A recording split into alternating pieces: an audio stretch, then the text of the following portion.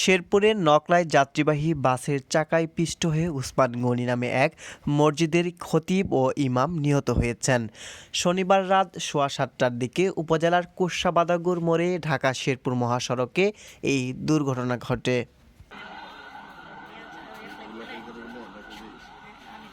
নিহত উসমান গনি নকলা পৌরসভার গ্রিন রোডের দড়িপাড়া এলাকার মৃত আমজাদ আলীর ছেলে এবং ২ ছেলে ও ১ মেয়ের জনক। তিনি নকলা পৌরসভার বাদাগুর তাকুয়া মসজিদের ইমাম ও খতিব এবং পারফেক্ট পাবলিক স্কুলের ধর্মীয় শিক্ষক ছিলেন।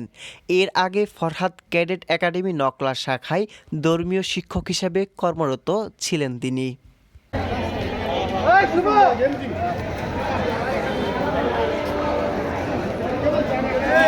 নিহতের পরিবার সূত্রে জানা গেছে, মাওলানা উসমান গনি মোটরসাইকেল যোগে ফুলপুরের মিসকিপাড়া এলাকায় এক ধর্মীয় সভায় ওয়াজ করার উদ্দেশ্যে যাওয়ার পথে শেরপুর থেকে ছেড়ে যাওয়া কক্সবাজার মুখী যাত্রীবাহী বাসের চাকায় পিষ্ট হয়ে তিনি ঘটনাস্থলে মারা যান এবং তার ব্যবহৃত মোটরসাইকেলটি দুমড়ে মুচড়ে যায়।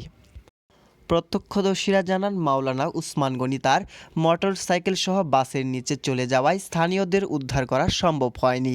তাই ফায়ার সার্ভিসের উদ্ধারকর্মীরা এসে তার মরদেহ ও মোটরসাইকেলটি উদ্ধার করেন।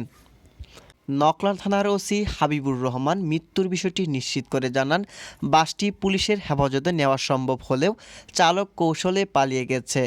এ বিষয়ে পরবর্তী আইনি কার্যক্রম চলমান আছে বলেও তিনি জানান। এক সেকেন্ড, কোন জায়গায় দাঁড়ান।